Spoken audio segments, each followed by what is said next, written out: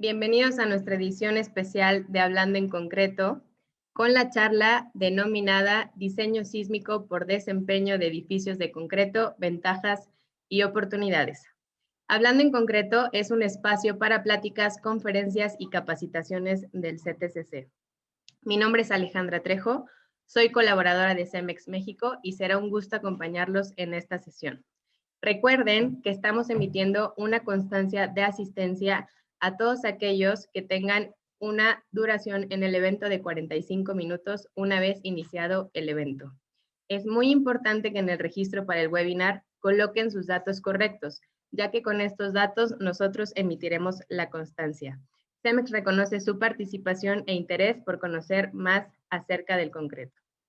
El CTCC es el Centro de Tecnología Cemento y Concreto de CEMEX, que forma parte de la red global de centros de investigación que tiene CEMEX alrededor del mundo. Les recordamos que al participar y estar presentes en esta conferencia, están aceptando la dinámica de la sesión y la información será tratada conforme al aviso de privacidad publicado en nuestra página web www.cemexmexico.com/legal. La presentación tendrá una duración de 45 minutos y al terminar tendremos un espacio para preguntas de 10 minutos, por lo que los invitamos a estar enviando sus preguntas por aquí mismo en Zoom a través del icono que se encuentra en el panel de instrumentos con las letras Q y A. Agradecemos su apoyo para conocer su opinión a través de la encuesta que se realizará al final de la sesión. Estamos considerando todos sus comentarios para futuras sesiones. En caso de alguna falla de señal del expositor, les pediremos de su paciencia mientras se logra una reconexión. Asimismo, si alguno de ustedes se llega a desconectar, podrán entrar nuevamente con el mismo link utilizado. Ahora, cedo la palabra a nuestro director técnico del Centro de Tecnología de CEMEX, Arturo Rodríguez. Adelante, Arturo. Muchas gracias, Ale. Muy buenas tardes. Y muchísimas gracias a todos los que por primera vez se conectan el día de hoy a estos seminarios y aquellos que normalmente cada semana nos están siguiendo. El día de hoy tenemos mucho gusto en recibir a una gente extraordinaria dentro de la Academia de Ingeniería en México, el doctor Sergio Alcocer. Sergio, muy buenas tardes. Un honor tenerte con nosotros y muchísimas gracias por acompañarnos el día de hoy. Arturo, por el contrario, muchas gracias. Gracias por la invitación y es un placer estar con ustedes y verte. Muchas gracias. Muchas gracias, Sergio. Si me permiten, voy a leer un poco del extenso y muy impresionante currículum del doctor Sergio Alcocer. Sergio Manuel Alcocer Martínez de Castro es investigador del Instituto de Ingeniería de la Universidad Nacional Autónoma de México, UNAM. Es profesor de tiempo parcial en la Universidad de Texas en San Antonio. En la UNAM fue secretario general, coordinador de innovación y desarrollo y director del Instituto de Ingeniería. Es miembro del Comité Asesor en Seguridad Estructural de la Ciudad de México. Actualmente es el coordinador de los subcomités revisores de la norma técnica complementaria NTC para diseño y construcción de estructuras de concreto y de la norma técnica complementaria para evaluación y rehabilitación de edificios existentes. Es miembro del subcomité revisor de la NTC para diseño y construcción de estructuras de mampostería. En el Instituto Americano del Concreto, ACI, es miembro del Comité Técnico 318, Requisitos de Diseño para Concreto Estructural, y miembro de los comités técnicos 352, 369, 374 y 445 sobre conexiones, reparación sísmica, diseño sísmico por desempeño y cortante y torsión respectivamente. Ha sido presidente del Comité Técnico 374. Ha sido miembro de la Junta Directiva del ACI, del Comité de Actividades Internacionales IAC y del Comité de Actividades Técnicas TAC. En 2019 recibió la medalla Charles S. Whitney del Instituto Americano del Concreto. En el Earthquake Engineering Research Institute fue el primer miembro extranjero de la Junta Directiva y presidió el Comité de Actividades Internacionales. Fue miembro fundador de la Junta Directiva del proyecto Enciclopedia de la Vivienda en el Mundo, desarrollado entre el EERI y la Asociación Internacional de Ingeniería Sísmica.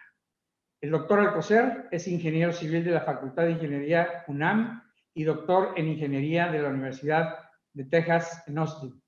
Nuevamente, Sergio, es un gusto para nosotros poder presentarte en este foro, en este webinar. Regresamos más tarde con preguntas. Adelante, Sergio, el foro es todo tuyo. Pues muchísimas gracias de nuevo a CEMEX y muchísimas gracias, Arturo, por tan gentil presentaciones. Para mí, pues un privilegio tener la oportunidad de compartir algunos pues, conceptos alrededor del diseño sísmico por desempeño, particularmente aplicado a los edificios de concreto, siendo esta pues una de las metodologías más robustas, sin duda la metodología que en los próximos años será aplicada en el diseño sísmico. Me concentraré en estos 4 puntos en esta conversación. El primero es una evolución de los criterios de diseño sísmico de edificios. Hablaré, por supuesto, en qué consiste el diseño por desempeño, con una aplicación, ventajas y una reflexión final sobre la aplicación de esta metodología para lograr comunidades más resilientes. Entonces, hablemos primero de la evolución de los criterios de diseño sísmico. Tenemos que hablar, por supuesto, de los criterios actuales de diseño de las edificaciones, que es un criterio de diseño por estado límite, es decir, en donde se identifican los modos potenciales de falla, que se denominan como tales estado límite, de manera que nos permita determinar los niveles aceptables de seguridad y, consecuentemente, pues poder diseñar para cada estado límite aplicable. Los enfoques que tradicionalmente utilizamos para el diseño de las estructuras de concreto, mampostería y acero, aplicando estos conceptos, son los diseños por esfuerzos permisibles o también denominados por esfuerzos de trabajo, o bien los diseños por resistencia última. Los diseños de esfuerzos permisibles que se utilizaron en el caso de la Ciudad de México hasta 1976 incluían o revisaban varios de los estados límite aquí señalados: servicio, daño y falla. Sin embargo, una de las características que tiene este criterio es que no permite determinar o conocer los factores de seguridad para los estados límites de falla. Es decir, únicamente se permite o establece esfuerzos máximos que no deben de ser excedidos sin conocer cuál es el factor de seguridad, particularmente el estado límite de colapso. No así en el caso del diseño por urgencia última, en donde de nuevo atendiendo a varios estados límite, servicio, falla, tiene la ventaja esta metodología de que los factores de seguridad para alcanzar estos estados límite, sobre todo el de falla, sí son conocidos. Este fue un cambio fundamental en el diseño en general de las edificaciones, particularmente en su aplicación en el diseño sísmico. Como mencionaba, en el caso de la Ciudad de México, desde 1976, nuestras normas técnicas complementarias incluyen este como el criterio de diseño para nuestros edificios. Implica esto entonces que la resistencia última, en este caso multiplicada por un factor de carga, en este caso el lado izquierdo de la desigualdad, tiene que, en el caso derecho, perdón, de la desigualdad, tiene que ser mayor o igual que la carga o que la acción que está obrando sobre la estructura, ahora sí el lado izquierdo. En donde el lado izquierdo tenemos el factor de carga que multiplica a una demanda, una acción, que pueden ser estas fuerzas o momentos internos, que tienen que ser menores o iguales que la resistencia nominal, que es reducida por un factor de resistencia, tomando en cuenta la severidad del tipo de falla, la característica de la falla, tomando en cuenta igualmente las variaciones que se pueden dar en los materiales que se utilizan en la construcción. Aplicando este criterio, lo que nosotros postularíamos como un comportamiento aceptable actualmente en las normas de diseño sísmico, por ejemplo, para una estructura convencional denominada del grupo B, es que resista sin daño niveles bajos de movimiento sísmico, que resista con algo de daño en los elementos no estructurales y sin daño en los elementos estructurales para niveles moderados, y que resista sin colapso para cualquier otro tipo de movimiento más severo, reconociendo que puede haber daño tanto en los elementos estructurales como en los no estructurales. Es con estos 3 principios de comportamiento que actualmente se diseña implícitamente en el caso de la Ciudad de México y otras zonas de nuestro país.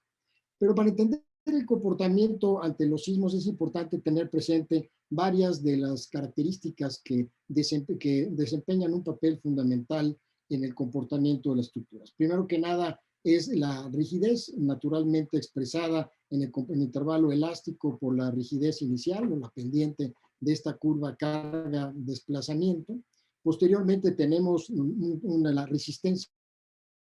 Usualmente nuestros reglamentos hacen referencia a la primera afluencia, es decir, la primera plastificación del acero de refuerzo longitudinal, en el caso de, por ejemplo, un marco de columnas y de vigas, y también hace referencia, o es importante, estudiar la capacidad de deformación, entendida esta como la capacidad posteriormente a la afluencia hasta alcanzar una resistencia que se traduzca o en una altura o bien una caída significativa de la resistencia, normalmente denominada esta como resistencia última,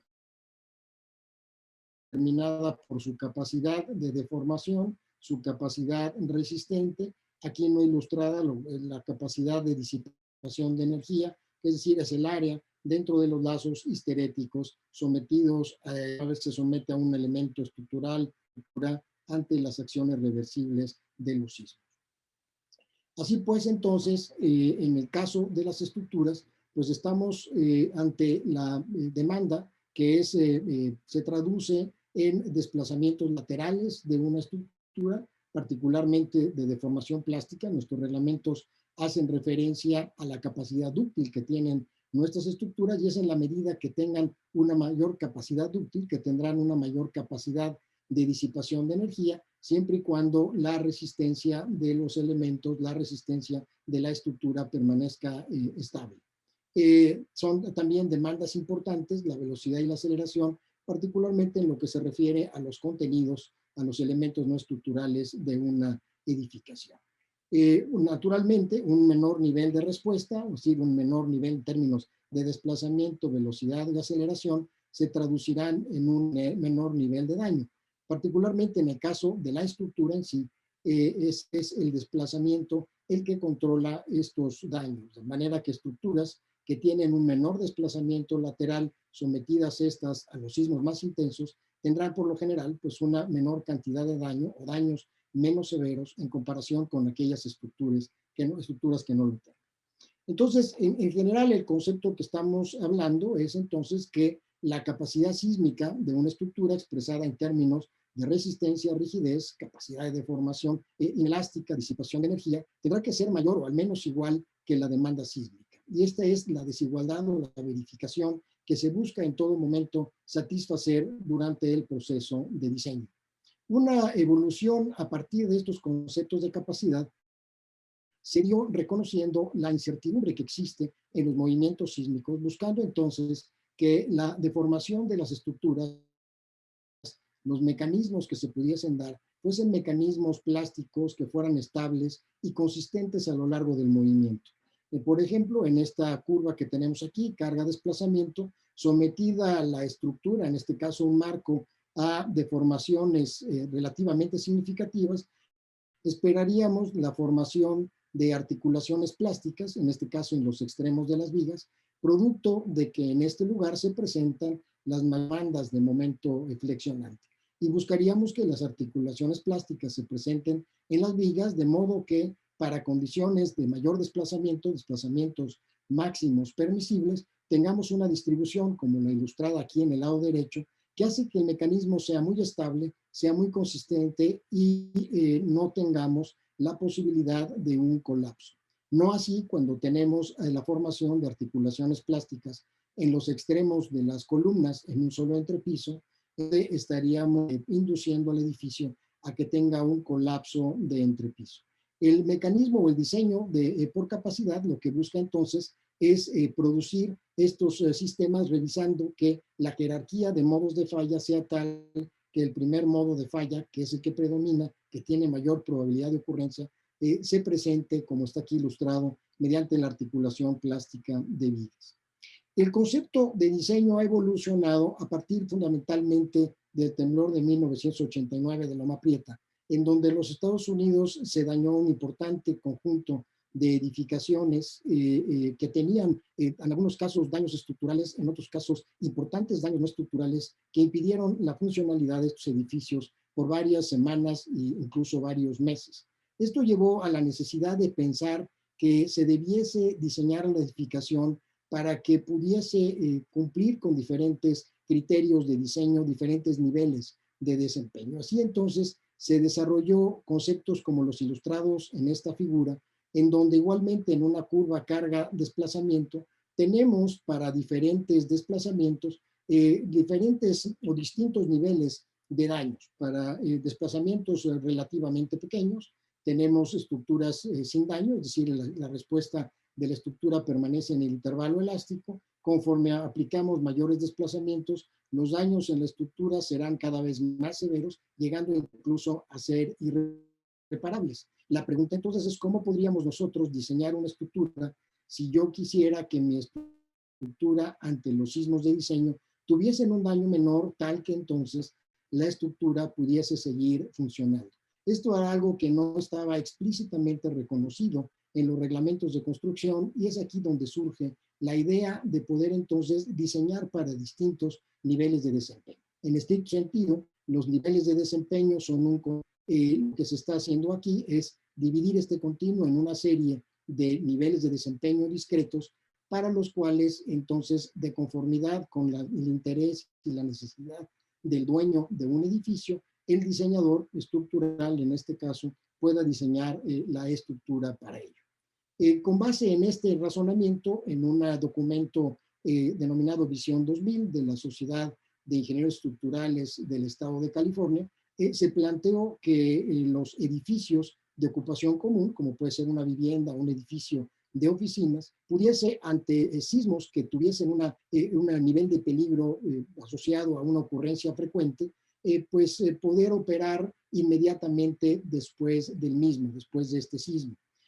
Cuando el sismo tiene una ocasionalidad, llamémosle rara o muy rara, que son fundamentalmente sismos de mucho más alta intensidad, asociados normalmente a sismos de mayor magnitud, pues tendríamos entonces edificaciones en donde claramente no esperaríamos el colapso, pero tendrían un mayor daño. Este razonamiento se extrapoló para estructuras esenciales o peligrosas o estructuras críticas, siendo estas últimas aquellas que, en el caso de una emergencia urbana, deben de permanecer funcionando. Es así entonces que las estructuras no se piden únicamente que cumplan con 2 estados o 3 estados límite, como veíamos al inicio, estado de servicio y estado falla, típicamente, sino que pudiese satisfacer otros niveles de desempeño para diferentes intensidades de sismo, de conformidad con los requerimientos de una edificación.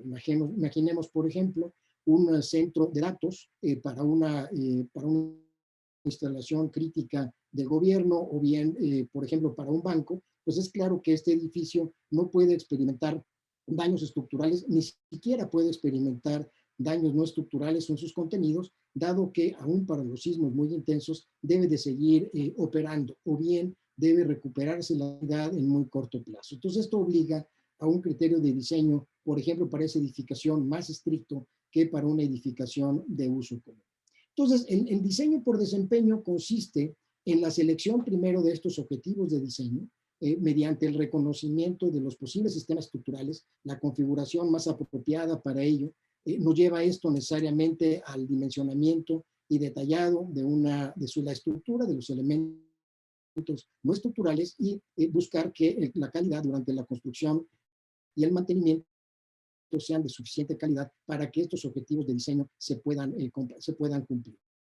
Estos objetivos de diseño están relacionados con movimientos sísmicos que están predefinidos en función de estudios previos que se hacen, que son normalmente establecidos en los reglamentos de construcción. Así pues, el marco de diseño basado en desempeño pues evoluciona del enfoque tradicional de un peligro sísmico fundamentalmente definido con criterios estadísticos, a uno definido más científicamente, con conocimientos más avanzados. Segundo, en donde el enfoque de diseño nos permite pasar de no conocer el comportamiento finalmente de un sismo, si bien sí conocemos un factor de seguridad global, no tenemos una medida precisa de cuál será el comportamiento del sismo. En el caso del diseño por desempeño, sí podemos tener una estimación, por ejemplo, del tamaño de las grietas en términos promedio, de las deformaciones del acero de refuerzo con el cual se estaría reforzando la estructura, con objeto de poder comunicarle, en el caso de los diseñadores, a los propietarios, pues qué nivel de daño tendría su estructura. Esto nos permite entonces que estos resultados, con cierta indefinición e incertidumbre en el método tradicional, pues nos permita ser expresados de una mejor manera, de una manera más definida, particularmente apoyándonos en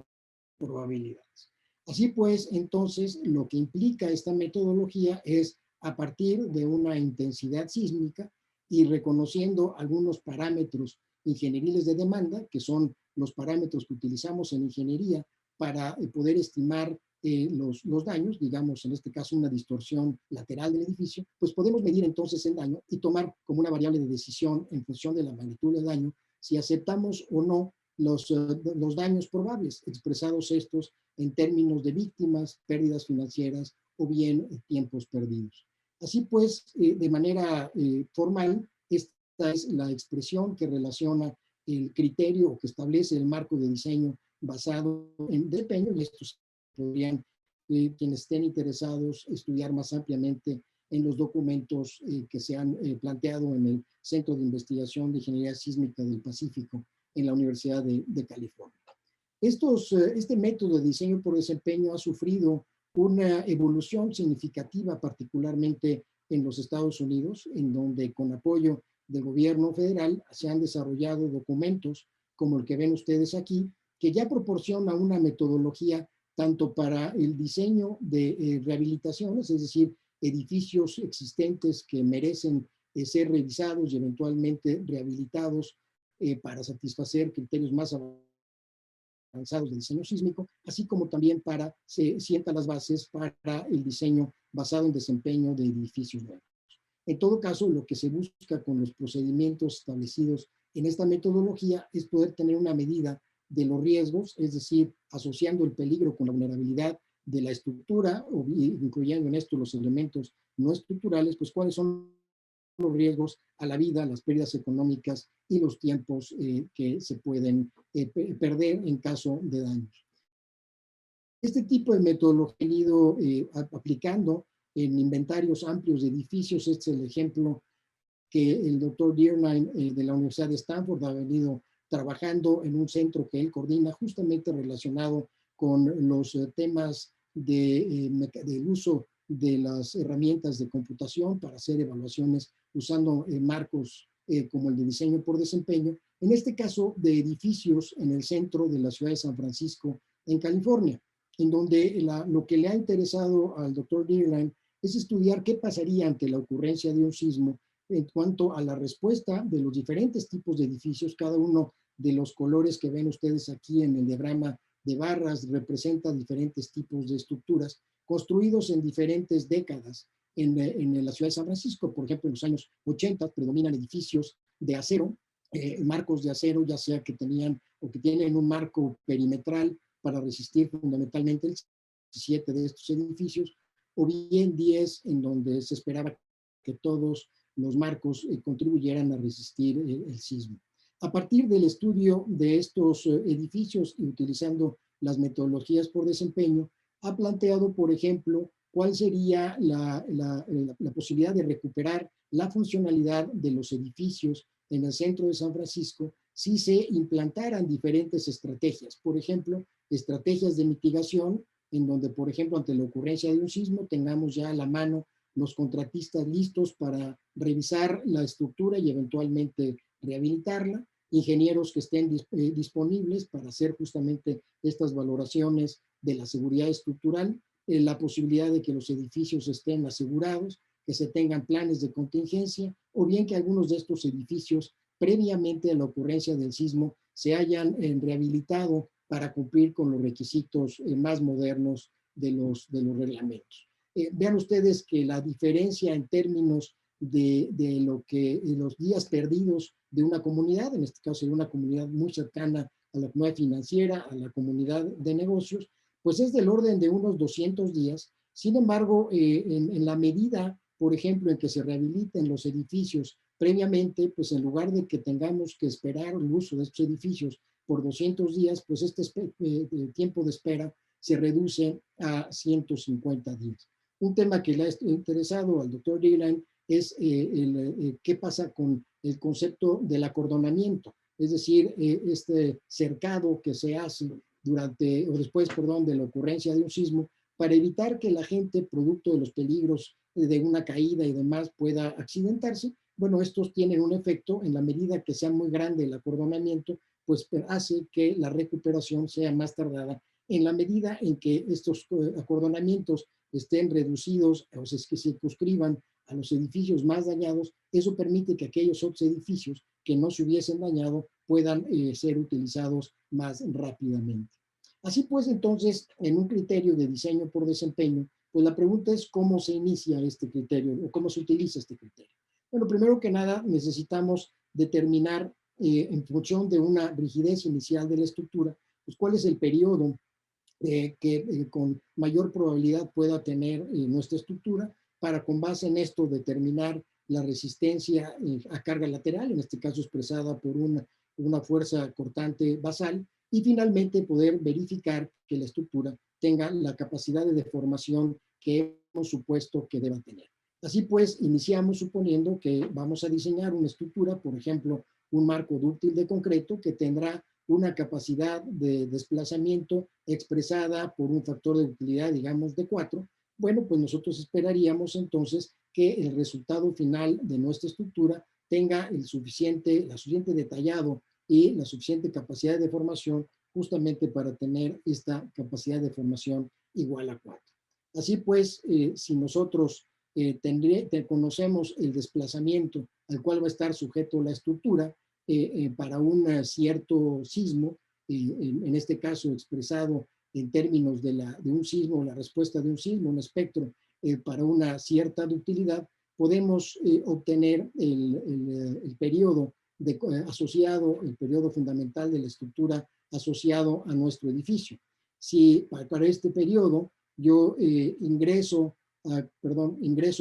con una serie de espectros de respuesta o una serie de espectros de diseño para la ductilidad que yo seleccioné, pues puedo determinar entonces cuál es la aceleración para la cual debo de diseñar la estructura. Es decir, voy a determinar cuál es el nivel de fuerzas para el cual voy a diseñar la estructura. Este nivel de fuerzas aplicado a la estructura y distribuido en la estructura, pues me va a permitir entonces poder dimensionar los elementos, sobre todo suministrar el acero de refuerzo para que tenga la resistencia que es necesaria. Entonces, es esta combinación de estos parámetros, el periodo, la resistencia cortante basal y la capacidad de deformación inelástica de la estructura, los que nos van a permitir satisfacer los diferentes objetivos de diseño. Si el objetivo de desempeño de mi estructura es que permanezca en un intervalo elástico de comportamiento, pues mu va a ser igual a 1, es decir, no vamos a tener capacidad de deformación inelástica porque yo no esperaría que mi estructura exhibiera afluencia y consecuentemente que no plastificara y el mu sería igual a 1. Entonces, para esa condición, previsaría que la estructura tuviese la rigidez necesaria para que los desplazamientos no excedan los desplazamientos de afluencia y consecuentemente tenga la resistencia asociada a ello. Finalmente, esto nos lleva diseñar marcos como el que está aquí ilustrado, con distintos colores, el acero de refuerzo longitudinal y transversal de vigas y de columnas, de manera que la resistencia de esta estructura tenga una relación con la resistencia que hemos planteado como la resistencia objetiva. Igualmente, usando los criterios que he mencionado de capacidad y demanda, pues la capacidad de la estructura tendrá que ser al menos, si no es que superior, a la demanda sísmica. ¿Cómo se traduce esto, por ejemplo, para fines de un detallado? Bueno, para fines de un detallado de una columna, pues nos interesa que las columnas tengan la suficiente capacidad de deformación lateral para poder acomodar los desplazamientos laterales que son inducidos por un sismo. Por supuesto que queremos retrasar cualquier tipo de falla por cortante. Se han planteado formulaciones como la que aquí ilustro, del profesor Zacioglu de la Universidad de Ottawa en Canadá, en donde a partir de un conjunto de experimentos de diversos tipos de columnas, ha planteado que la cuantía de refuerzo transversal de una columna, pues dependa de la carga axial, depende del desplazamiento y depende de un factor K sub C, siendo este factor K sub C un factor que toma en cuenta la calidad del confinamiento, que ahorita voy a ilustrar. Pero algo que es importante es ver cómo la cantidad de estribos, en este caso definida por la cuantía Rho sub C, es directamente proporcional con el desplazamiento de la columna, desplazamiento lateral. En la medida que yo espere que mi columna se desplace más, con mayor cantidad de estribos necesitaré para poder tomar en cuenta o para poder acomodar estos desplazamientos.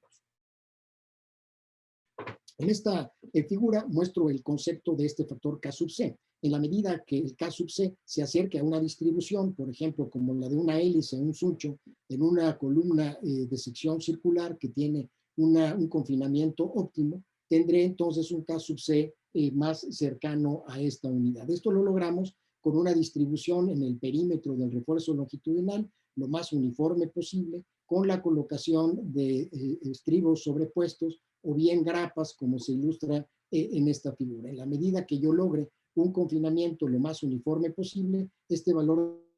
de K sub C tenderá a ser igual a 1, muy próximo a 1, y esto nos va a permitir entonces hacer un uso óptimo del refuerzo de confinamiento. Esto difiere de manera importante con lo que actualmente se establece en los criterios de diseño. Los criterios de diseño, por ejemplo, del ACI no varía con el desplazamiento lateral de una columna. Vean ustedes cómo el confinamiento sí varía con el desplazamiento, de acuerdo con la formulación de Satsioglu, en donde conforme el desplazamiento sea mayor, como dije, es directamente proporcional, es una línea recta, aumenta la cantidad de confinamiento necesaria. Y esto aumenta también con la carga axial. Vean ustedes en la ecuación aquí que en la medida que la carga axial sea mayor, la cantidad de confinamiento que se requiere igualmente aumenta. Esto mismo sucede con el comportamiento acortante. El comportamiento acortante tiende a reducir o tiende a afectarse por el desplazamiento en el cual está sujeto una columna. Una columna a la cual se le somete un desplazamiento pequeño tendrá una resistencia acortante cercana a la resistencia nominal. En la medida en que este desplazamiento aumente, esta resistencia que ya había llamado nominal va disminuyendo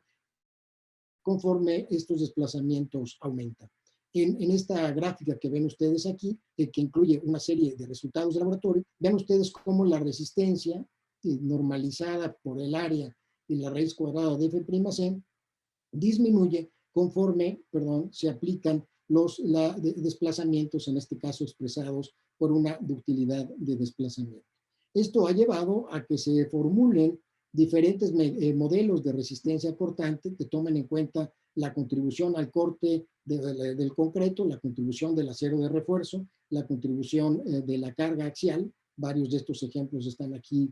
señalados. Este es un ejemplo de los varios modelos que existen en la literatura, donde, de nuevo, en este tenemos en este modelo el factor K, que es distinto del K sub C anterior. En este caso es un valor K que toma en cuenta ese desplazamiento lateral al cual estaría sujeta la columna. En la medida que este desplazamiento lateral sea mayor, el valor de K igualmente disminuiría, como está aquí expresado o presentado en esta figura, en donde el valor de K toma un valor igual a la unidad cuando el desplazamiento desplazamiento es estrictamente entre 1 y 2, conforme la ductilidad aumenta, este valor de K disminuye hasta tomar un valor igual a 0.7. En el caso de la contribución del acero de refuerzo, se ha planteado utilizar una armadura equivalente, un mecanismo de armadura equivalente, reducido por plasticidad a un valor de 0.5. Vean ustedes, utilizando estas expresiones, como la primera gráfica que yo les había mostrado, en donde disminuye la resistencia con el desplazamiento, pues ahora tiene una distribución muy uniforme. Esto lo que nos está diciendo es que este modelo de comportamiento está tomando en cuenta pues, los elementos más importantes del comportamiento, en este caso asociados con el propio desplazamiento.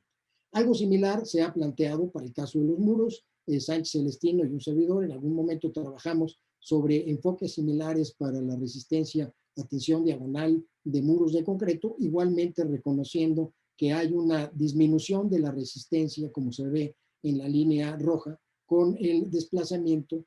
cosa que igualmente no está reconocida en las ecuaciones de diseño convencionales. utilizando el modelo que se desarrolló para el particular, pues vean ustedes que igualmente tenemos alineados alrededor de la unidad, en este caso una coincidencia entre el modelo dividido entre lo medido, alrededor de 1, lo cual nos muestra la bondad del enfoque que originalmente se planteó. Esto se ha aplicado a numerosos ejemplos. Voy a presentar uno que en su momento se desarrolló justamente para el Comité 374 del ACI, que tuve el honor de presidir, como parte de una tesis de un colega mexicano, Mariano García Cerecero, quien tomó algunos edificios con características muy típicas de los Estados Unidos, muy en cierto sentido parecidas igualmente a los edificios mexicanos, para poder pues expresar cuáles serían las diferencias entre un diseño convencional tradicional contra un diseño basado en desempeño. Este caso es un edificio que tiene marcos perimetrales con columnas en la planta baja de 1 metro por 1 metro. Normalmente el resto de los pisos son de 1 metro por 75 centímetros, estos con concretos del orden de 420 kilos por centímetro cuadrado. En aquel momento, pues aplicamos los espectros de diseño de los Estados Unidos, dado que estábamos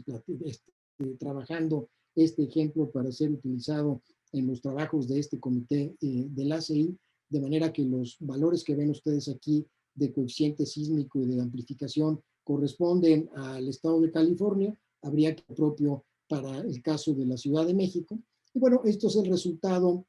de las formas modales y de los periodos de vibración de primero, segundo y de tercer modo. Claramente el primer modo controlado por la flexión lateral del edificio. Y lo que es interesante es lo que nos lleva la aplicación de estos criterios de diseño por desempeño, específicamente utilizando, por ejemplo, el método de Saxioglu y Rasby que les había mencionado para poder determinar la cuantía de estribos por colocarse en una columna para fines de confinamiento. Vean ustedes que de acuerdo con este modelo podemos colocar los estribos a enormes separaciones, 17, 18, hasta incluso 20, 40 pulgadas, en virtud de que los desplazamientos serán relativamente pequeños en algunos casos y no se requiere un refuerzo de confinamiento mayor para poder tener un comportamiento estable. Vean ustedes que si nosotros aplicásemos lo que en aquel momento el ACI señalaba, pues se requería una separación de 5.5 pulgadas. Esto lo que nos habla es que hay un diseño extraordinariamente conservador para esta aplicación en particular en cuanto a la cuantía de refuerzo por confinamiento. Aquí es importante señalar que no estamos tomando en cuenta que pueda ocurrir una falla corta. Evidentemente, si yo coloco estribos a 14 pulgadas, 15 pulgadas, pues lo primero que va a ocurrir es una falla por cortante de las columnas. Ese tenemos los resultados para ello, pero justamente es esta columna que está aquí intermedia. Vean ustedes que para evitar una falla por cortante, pues necesitaríamos separaciones mucho menores que la columna de la izquierda, pero aún así, pues son separaciones más grandes que las separaciones que establecería por confinamiento. La lección con esto, lo que nos está diciendo es que para algunas aplicaciones, si yo espero que la estructura no alcance desplazamientos muy grandes, es decir, que no tenga mucho daño, que no desarrolle demasiada ductilidad, puedo entonces relajar los criterios de diseño por confinamiento, en este caso, buscando evidentemente que no falle por corte y me llevaría a una mayor separación de los estribos. Aquí se presenta en una curva carga-desplazamiento los diferentes tipos de respuestas para una estructura, por ejemplo, la curva amarilla asociada a una estructura que fuera detallada de acuerdo con el ACI, la color anaranjada si utilizamos los criterios de diseño de Saxioglu para poder determinar la cuantía de estribos por confinamiento, o bien si no le colocamos a una columna ningún refuerzo de confinamiento. Vean ustedes que si yo establezco como límite de desplazamiento del reglamento 2% de la altura, que más o menos me lleva a 33 pulgadas, vean ustedes que cualquiera de las dos soluciones, la del ACI o la de Saxioglu, satisface, Nada más que la diferencia entre estas dos es que Satrioglu me lleva a una cuantía de estribos menor. Insisto, esto habría que cortarlo o limitarlo al hecho de evitar una falla por corte. Claramente, cuando no coloco estribos, pues no solamente se tiene una menor resistencia, producto de que se pierde el efecto del confinamiento al incrementar la resistencia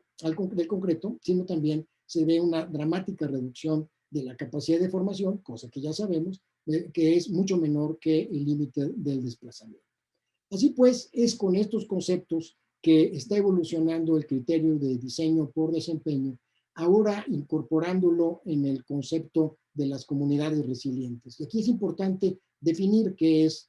la resiliencia. Y la resiliencia es la habilidad de una organización, y quiero señalar que no es una propiedad o un atributo de un edificio, sino es de una organización, como puede ser una colonia, una ciudad, un país, una parte de una ciudad, de recuperar la funcionalidad básica, siendo esta una funcionalidad que se tiene que acordar y definir para cada uno de estos edificios para un tiempo determinado tras un evento natural, que puede ser un sismo, puede ser un huracán, en este caso estamos hablando de un sismo. Lo que nos interesa en este caso ya no es un tema únicamente de seguridad, que es lo que he venido tratando en las láminas pasadas, sino de una vez que ha ocurrido el sismo, yo lo que estoy buscando como un nivel de desempeño posterior al sismo es que la estructura pueda recuperar su funcionalidad en un tiempo previsto, tal que me permita, después de ese tiempo previsto, que la funcionalidad que yo determiné como básica se pueda entonces dar en el edificio. Esto implica una medida en el tiempo, no nada más medido en términos de daño, como lo veníamos haciendo anteriormente, de tamaños de grietas, de desplazamientos en la azotea o de distorsiones de entrepiso, sino en este caso en términos del tiempo, cuánto tiempo tardo en recuperar la funcionalidad de un edificio. Esto lo podemos ver gráficamente en esta lámina, en donde yo tengo un edificio que tiene un cierto valor. Este valor puede ser expresado en unidades monetarias o un valor en términos del servicio que presta. Imaginemos, por ejemplo, el caso de una escuela o de un hospital. Una vez que ocurre un sismo, hay una caída, una pérdida de este valor, una pérdida de la funcionalidad del propio edificio, mismo que se empieza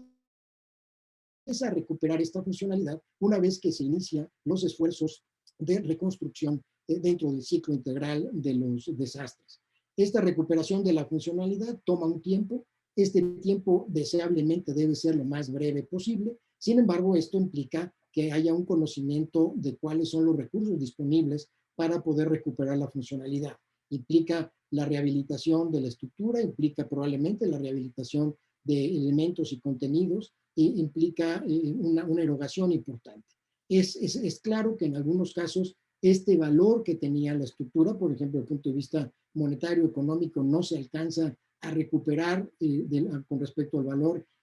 previo a la ocurrencia de un sismo. Es el caso, por ejemplo, de edificios de condominios, como nos ha sucedido en 2017 en la Colonia del Valle, en donde después de la ocurrencia del sismo se tuvieron que rehabilitar los edificios con un costo, por supuesto, importante, y el valor comercial de estos edificios rehabilitados en términos de metros cuadrados, por ejemplo, pesos por metro cuadrado, pues disminuyó ante la ocurrencia de este sismo. Pues hay una pérdida que tiene que asumir la sociedad. Entonces, este concepto de resiliencia está asociado a la recuperación de la funcionalidad. Resiliencia de una comunidad, recuperación de la funcionalidad de un edificio. Así, por ejemplo, si yo quisiera que mi escuela la pueda yo recuperar en su funcionalidad muy rápidamente, pues estaría yo pensando en un criterio de diseño por desempeño tal que me lleve a una estructura sin daño o con daño menor. Si yo acepto que la estructura ya no sería una escuela, digamos un edificio de oficinas, pueda tener un mayor daño, tal que su recuperación pueda ocurrir a lo largo, digamos, de 6 meses o 8 meses, entonces estaríamos pensando en una estructura que pueda sufrir más daño, que ciertamente esté dentro del intervalo de la reparabilidad, tal que entonces en esos 8 meses pueda ser reparado y finalmente pueda recuperarse la funcionalidad. Entonces estamos hablando de ligar el diseño por desempeño como parte del interés de lograr un comportamiento esperado de la estructura con lo que una vez que ha ocurrido el sismo podemos esperar en términos del tiempo necesario para recuperar esta funcionalidad. ¿Cómo estaría evolucionando esto? Es algo que está justamente en gestación en estos momentos a nivel internacional. Bueno, pues en requisitos sobre cuánto sería el daño que toleraría una estructura antes de que pierda la funcionalidad. Por ejemplo, para un edificio a base de marcos de concreto a momento de baja de utilidad, es decir, los diseñados por el capítulo 7 de nuestras normas técnicas complementarias, pues una manera de expresarlo sería que no tengamos más del 25% de las vigas y de sus uniones con las columnas con anchos de grietas residuales, es decir, después de la ocurrencia del sismo, mayores de 1.5 milímetros, con desconchamiento del recubrimiento y con exposición del refuerzo longitudinal de la viga. Esto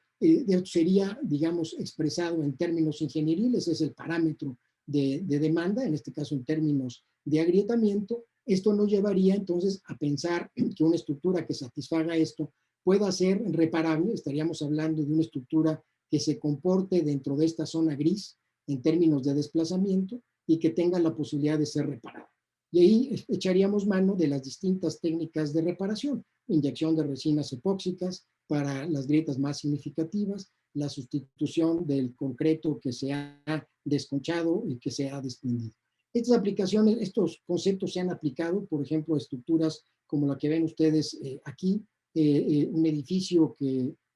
resultó dañado después del temblor de 2017, un edificio que se revisó primero para lograr calibrar si podíamos expresar el daño mediante modelos numéricos convencionales en programas de cómputo, que hay algunas fotografías de los daños registrados en este edificio, y procedimos con un criterio de revisión, en este caso de evaluación peño, para poder, apoyándonos en curvas como las que ven ustedes a la derecha, para los distintos elementos estructurales, cada una de estas correspondientes a distintos modos de falla, asociados con una serie de tablas que justamente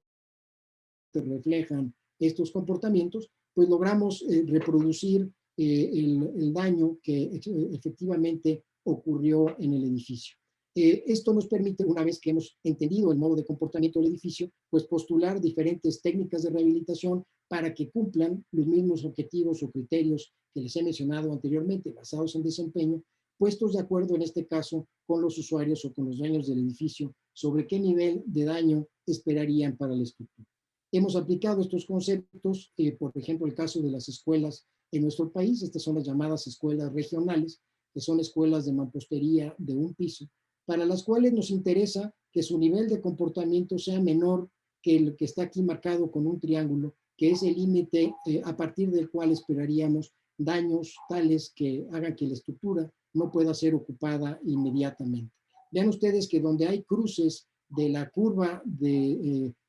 respuesta contra los diferentes espectros, en este caso expresados entre aceleración y desplazamiento, pues estos puntos que están aquí, que son puntos de desempeño menores que el límite triangular,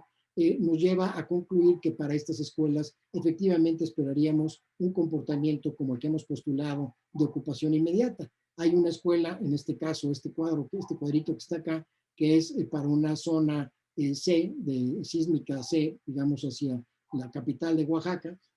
en terreno 3, es decir, terreno blando, en donde su nivel de desempeño sería mayor que el de ocupación inmediata, mayor daño, y tendría en este caso que ser rehabilitado. Hemos utilizado para esto diferentes modelos. En este caso utilizamos un modelo que calibramos para estructuras de mampostería, justamente que toma en cuenta cómo se degradan las propiedades de la estructura, la capacidad de un muro de mampostería confinada con el desplazamiento. Y lo hemos estudiado para diferentes soluciones y técnicas de rehabilitación en escuelas que no tienen muros, pues que tienen un comportamiento con muy baja resistencia y poca rigidez, a diferencia de una vez, por supuesto, que añadimos los muros, pero sobre todo nos lleva a curvas como estas, en donde vean ustedes que añadiendo los muros, todos los puntos de cruce están a la izquierda de los triángulos, lo cual nos lleva, o de este límite marcado con los triángulos, lo cual nos lleva a concluir que para estos casos la rehabilitación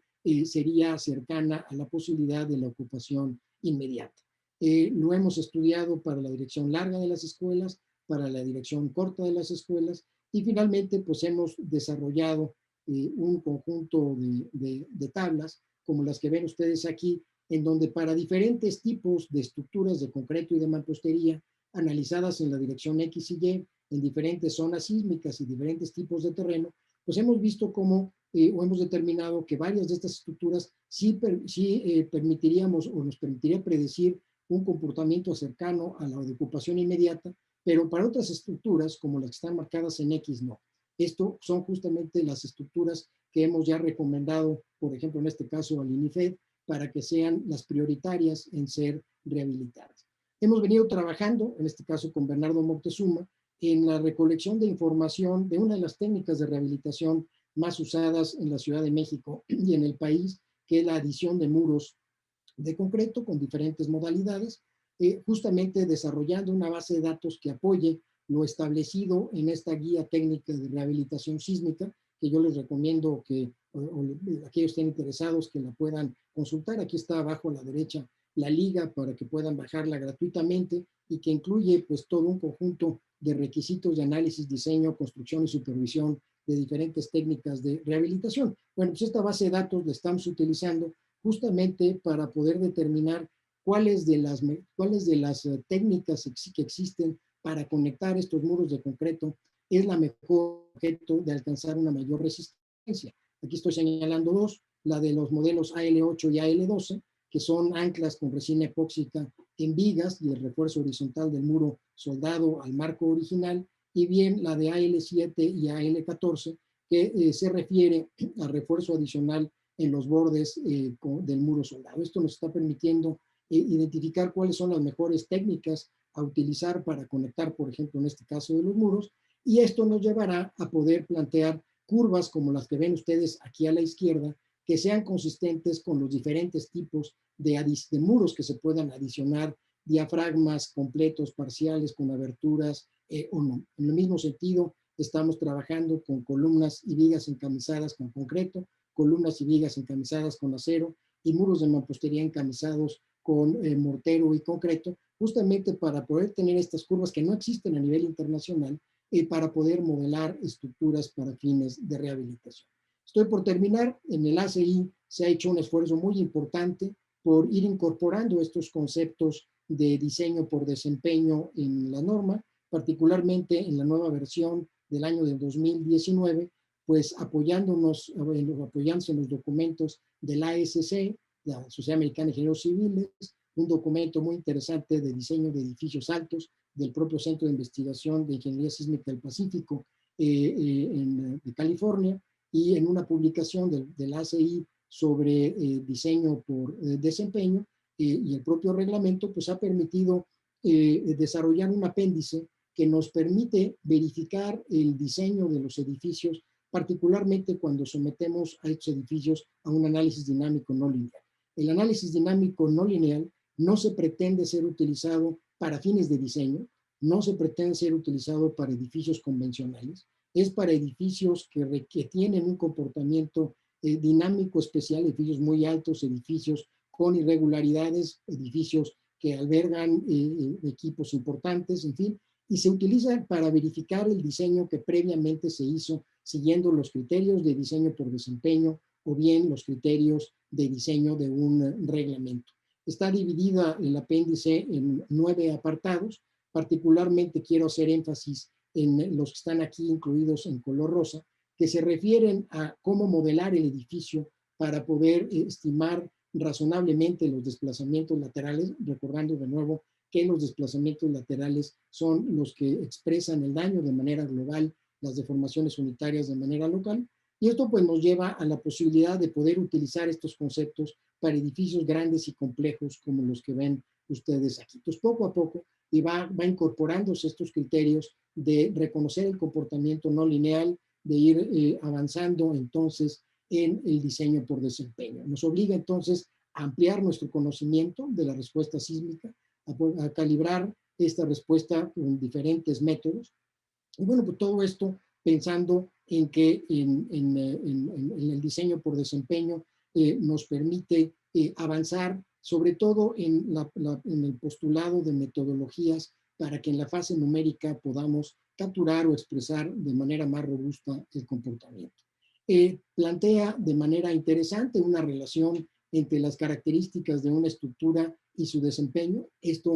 se puede expresar en términos económicos en el costo de la estructura. El costo de una estructura que tenga un menor daño esperado ante un sismo, ante un mismo sismo, será distinta que cuando tenga más daño. Si bien puede costar más una estructura con menor daño en un momento dado, es cierto. Sin embargo, a lo largo de la vida útil del proyecto, es decir, incluyendo ya la reparación producto del sismo, el costo de esta estructura puede ser menor que cuando se tiene una estructura que cueste menos en un inicio, tenga más daño, se tenga que rehabilitar, se tenga que reparar y eventualmente el costo será mayor. Y esto es parte de la metodología, nos permite justamente hacer este tipo de valoraciones de manera que los dueños de los edificios pues puedan tomar una decisión sobre las posibilidades de invertir más en un inicio y a lo largo de la vida útil tener un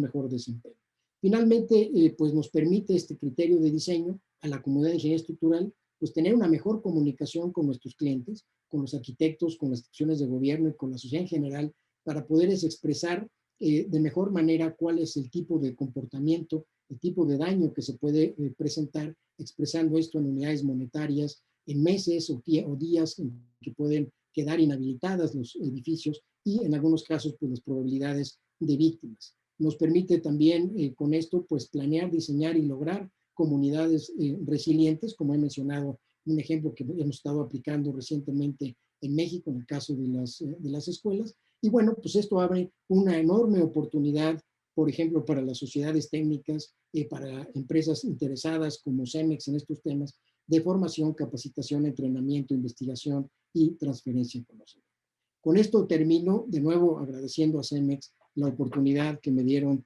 de haber conversado con ustedes este tema. Y muchas gracias. Pues Sergio, muchas felicidades. La verdad es que yo estoy seguro que cuando vayamos leyendo las encuestas, todos nos van a decir que por qué no damos más tiempo, y viendo el número de preguntas que nos llegaron y el alto interés que ha generado, la verdad es que me congratulo muchísimo de que nos hayas podido acompañar, de que hayas tenido este tiempo y esta gentileza. Felicitarte, agradecerte a nombre de CEMEX, a nombre del Centro de Tecnología y a título personal, Sergio. Muchas felicidades y que los éxitos continúen. Muy amable y muchas gracias. Al contrario, gracias a ti, Arturo, gracias CEMEX de nuevo y gracias a todo tu equipo, Alejandra Trejo y su equipo. Muchísimas gracias por la oportunidad.